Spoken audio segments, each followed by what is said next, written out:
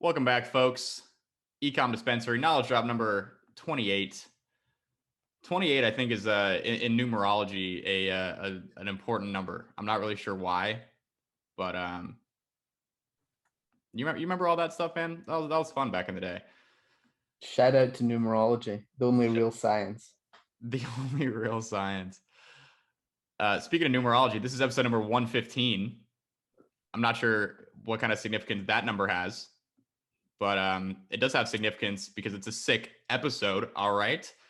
In this one, we're talking about different quote unquote forms of dropshipping. So, premise here is at the moment, we are working on starting a new brand, a new store. Want to do something that's just like really, really killer. And I'm taking a bit more time on this than I normally would. Normally I would just kind of like come up with an idea in like a day and, you need to get it tested. That's ultimately what it comes down to. But this is a little bit different. I'm taking a little bit more of a methodical approach here. And there's a few different ways that I've been thinking about, like kind of different methods of drop shipping that I've kind of been looking at, kind of been exploring.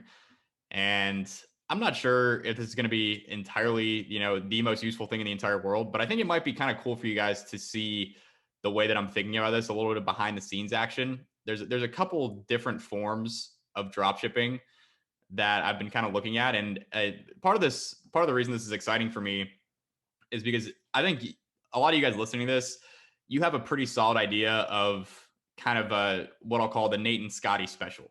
Our kind of form of drop shipping, the way that we do things, it's pretty different from a lot of the stuff that you'll see from a lot of other ecom content creators, I suppose you'd call them. Scotty, how would you? I'm kind of curious. How would you describe as like a starting baseline for like the rest of these? What's the Nate and Scotty special? Like, how would you succinctly describe our general strategy for ecom?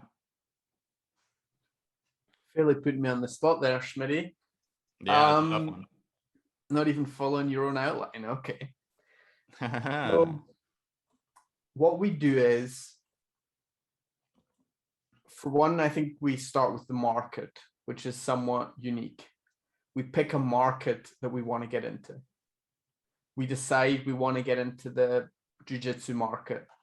And then we start thinking about what problems do people in the jiu-jitsu market have?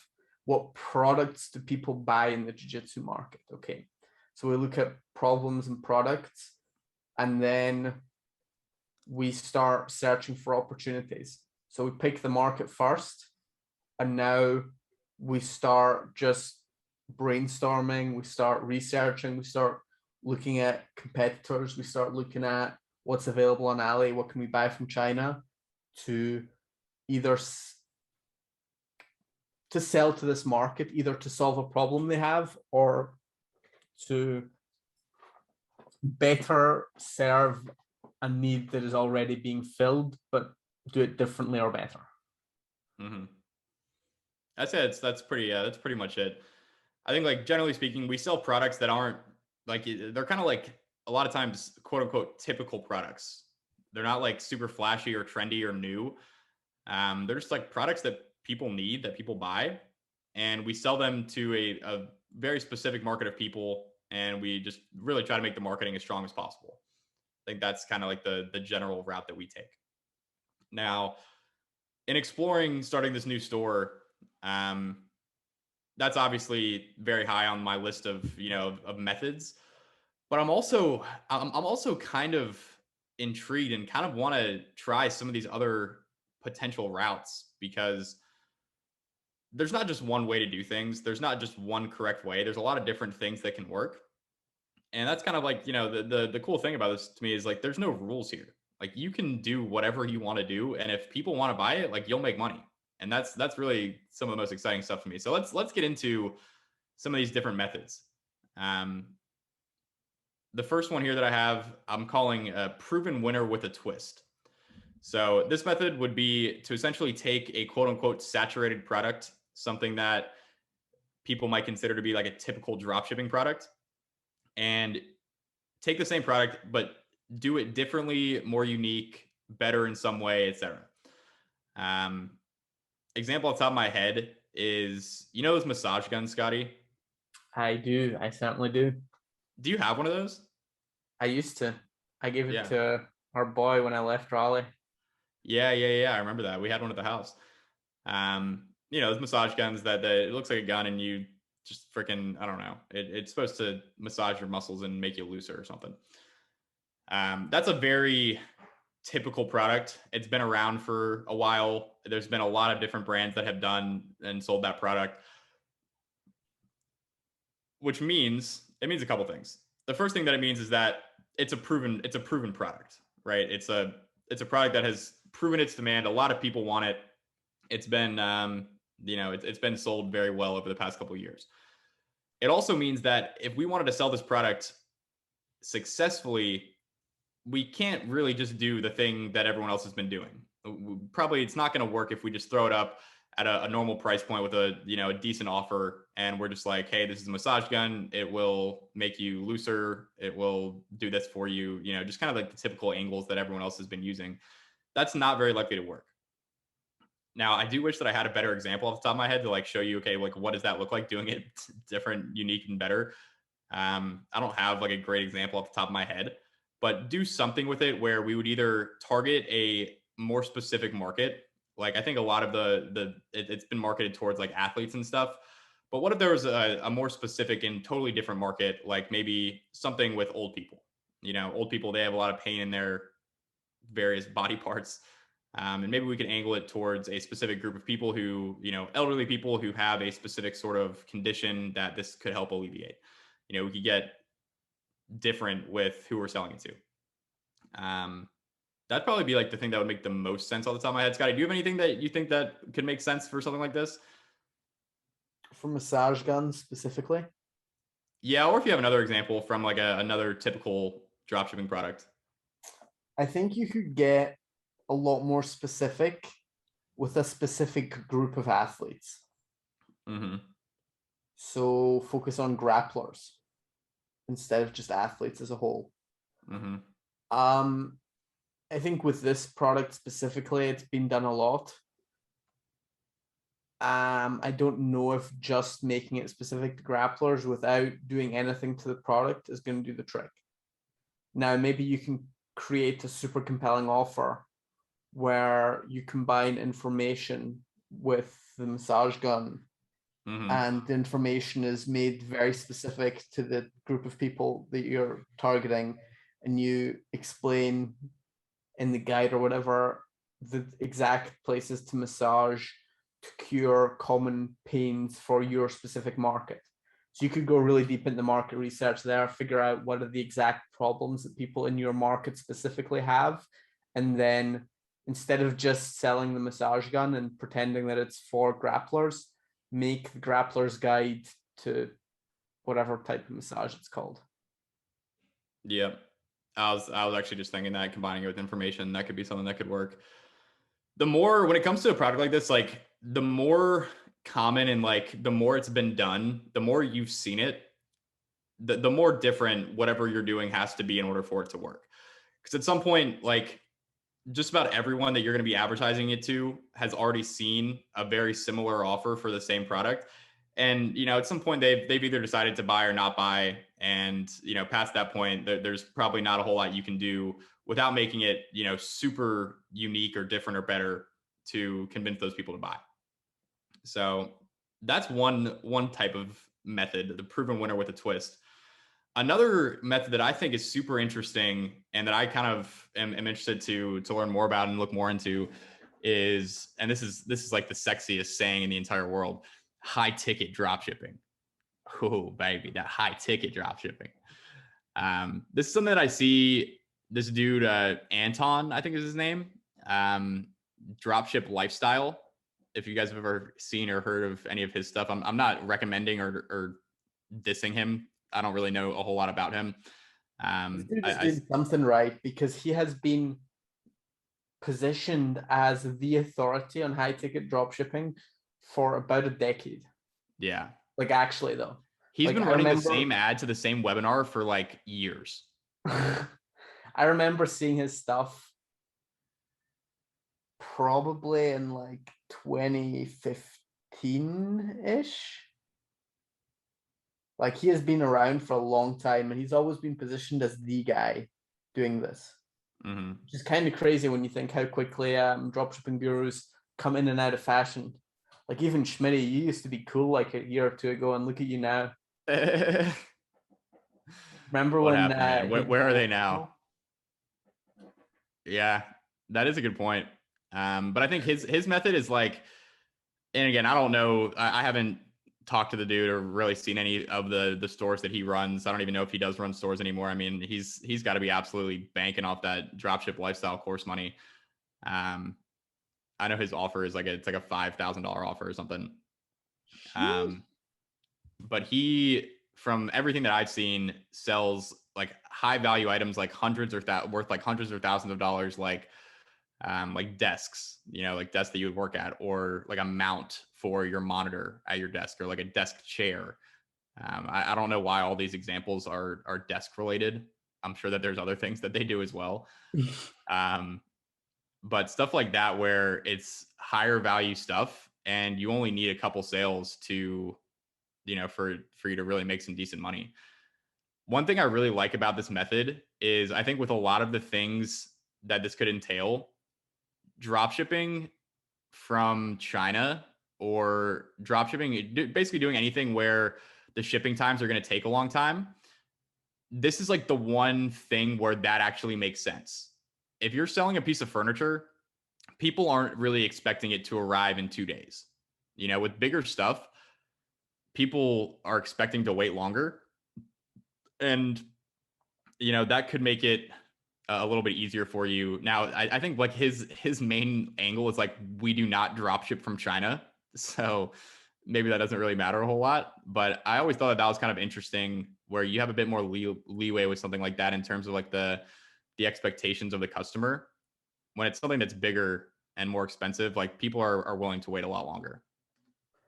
I can also see some potential issues there. I mean, I don't know for a fact. We've never sold anything big and massively bulky like this, but I'd imagine the customs declared value of $2 becomes a little sketch when it's the size of a fucking desk.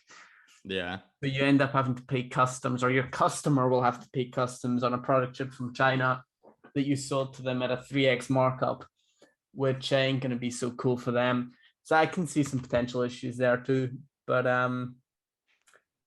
maybe this is a method that works. I don't doubt that there is possible ways that this could work. Yeah. Yeah.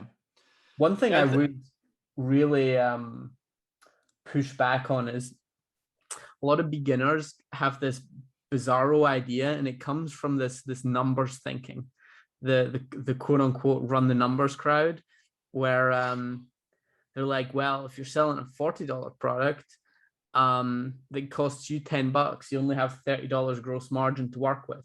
So if a click costs you $1, you need to get 3.3% conversion rate just to break even. Now, if you sell a product for $600 that costs you 200, suddenly you have $400 gross margin to work with. If you get a 1% conversion rate, just a 1% conversion rate, you are insanely profitable. Here's the thing. The clicks don't cost the same. Well, maybe they do, maybe they don't, but the conversion rate ain't going to be the fucking same. That is the key difference. Like, you're not going to sell a $600 product at the same conversion rate or anywhere close to the conversion rate that you would a $40 product. You're just not. And then also, I think realistically, the clicks probably won't cost the same either. However, if you think it's going to be 5x easier, it's not. Because if it were 5x easier, everyone would be doing it. And by definition, it would end up being as difficult or more difficult because everyone started doing it.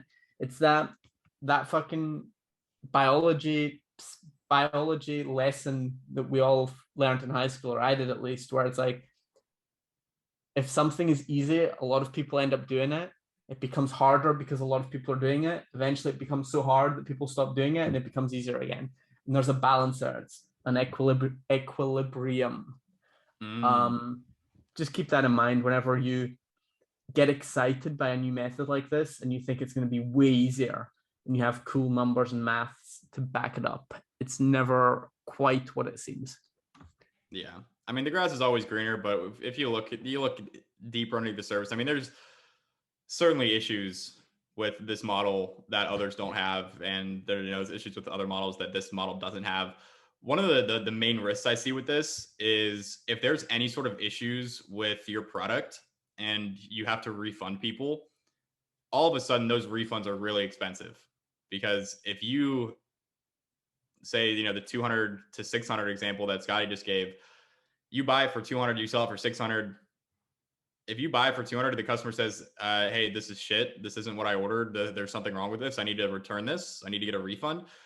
All of a sudden, I mean, not only are you out the 600 that you have to refund them, but you're also out that 200 that you paid for the product. In all likelihood, you can't just send it back to the supplier and be like, hey, the customer didn't like this. I don't want this anymore, and get a refund. That's usually not how that works.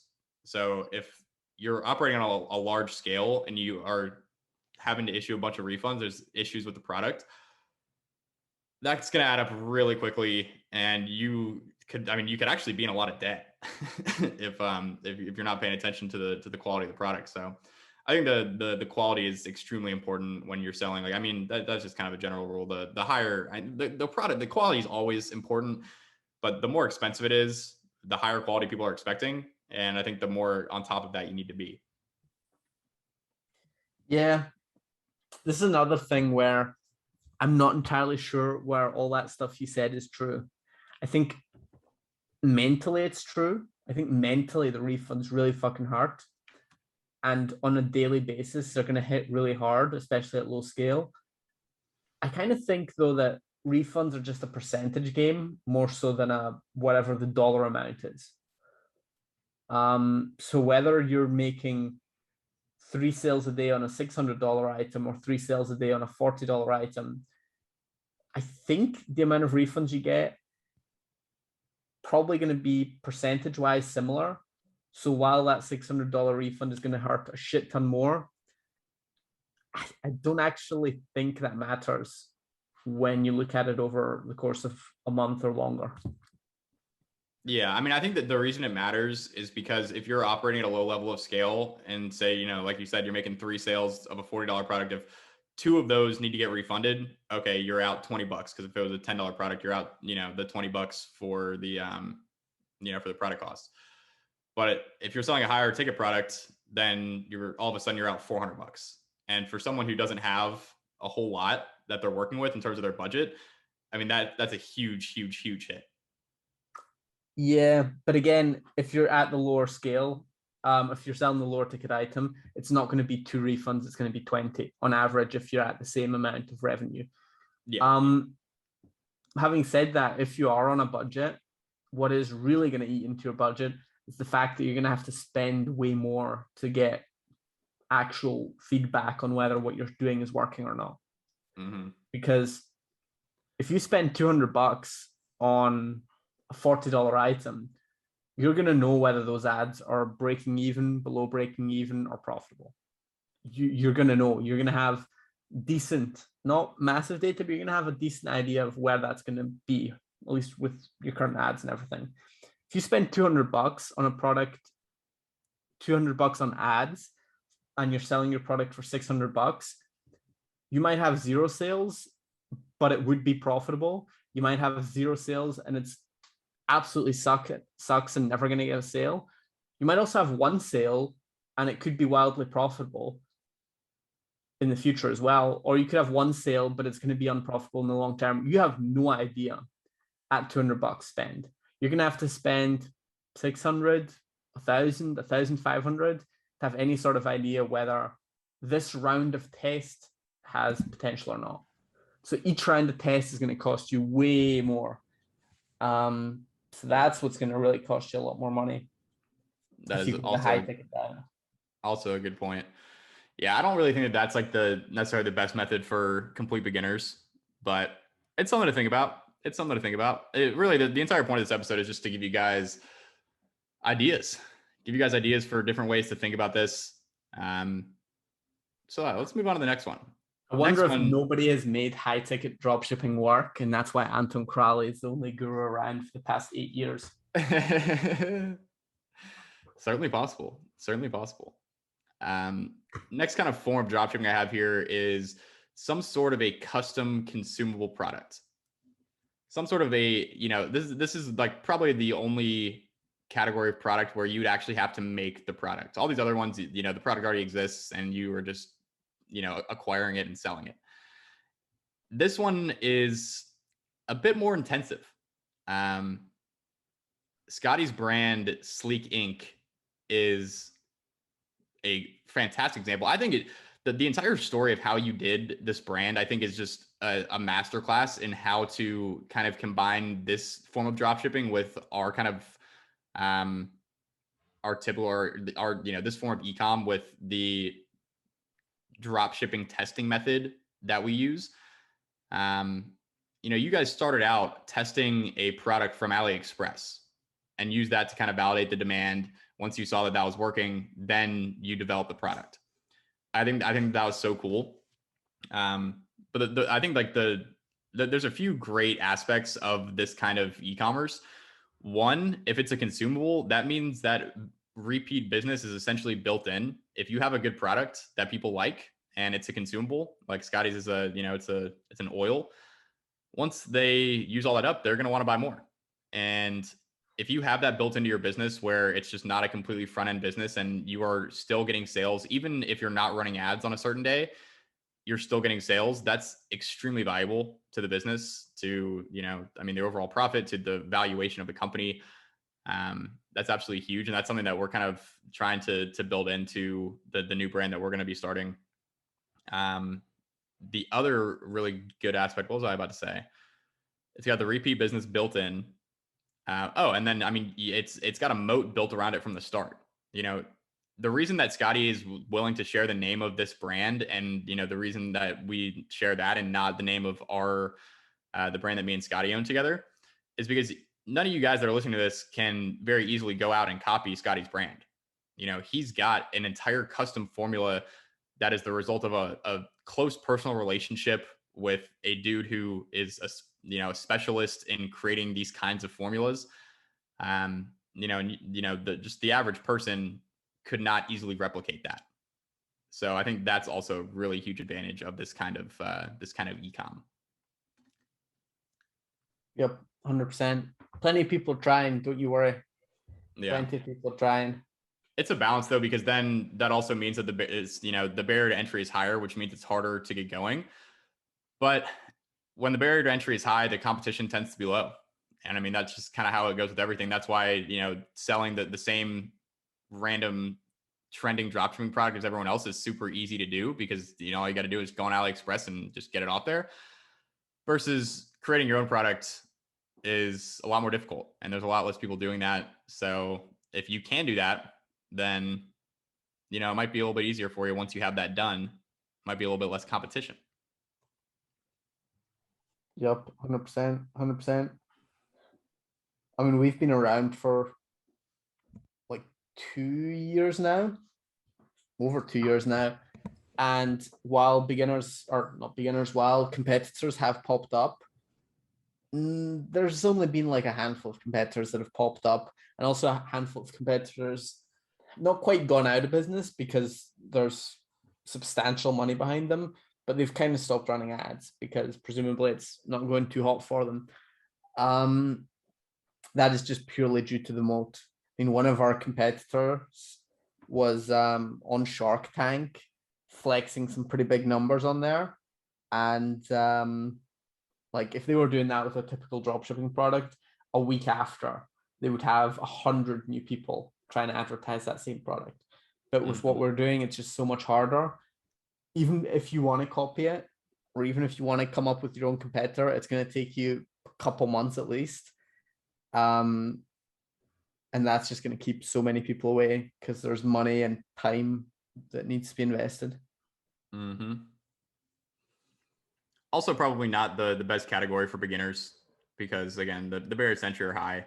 Now, if you have something where if you're the kind of person who, I don't know, you make something, a lip balm or some sort of custom product that is a consumable, maybe that could make sense. I think that that's a really cool business because it adds another layer of like depth to it when you're not just selling some random already existing product. You're actually selling something that you made, that you formulated, that you came up with. I just think it's a lot cooler. Definitely. Wouldn't recommend it for most people, but there's a very small minority of people that this is the perfect type of business for. Mm-hmm. And if that's you, you probably already know that. Yep. And then the final category, I'm curious after this, Scotty, if you have any other kind of different forms in your head. I call this one the piggybacker. We've made an episode, an ecom dispensary, about this a couple months ago. The piggybacker is when you essentially take a product category or a product that is already very popular and you sell some sort of accessory or add-on or upgrade that makes sense with that product. For me, that was kind of how I had my first big success with the Apple Watch strap store. I was piggybacking off the success of the Apple Watch, and that ended up working out really well for me. There's a lot of different ways that you can do this. Something that popped in my head when I was coming up with ideas the other day was some sort of boating accessories. Boats are like freaking the hottest product of all time right now. Like everyone and their mama has been buying a boat over the past year. A lot of, because of where I live in North Carolina, I have a lot of like friends and stuff whose families are involved in like the boat building industry and stuff. And they've been, absolutely swamped. Like there's like wait lists for, in some cases, even like years for them to build a boat. And part of that has to do with supply chain constraints, but the demand is just insane because with Corona and everything, it's really accelerated people's spending on things that are like personal lifestyle stuff. They're improving their yards, they're putting in pools, they're buying boats, they're doing outside activities, stuff like that. So that was an idea I had. If anyone wants to run with that, feel free. I didn't really quite get anywhere in terms of like specific products, but there's so many different products, man. Like if you buy a boat, you spend 20 grand on a boat, you're probably going to spend another 5 on various upgrades, add-ons, accessories, life jackets, wakeboards, little freaking cup holders, things, latches, there's so many different things. And if you could piggyback off something that is already popular, especially if it's something that's expensive, it's really easy for someone to justify spending $100 on some accessory for their boat when they've already spent 20 grand on the boat itself. Yep.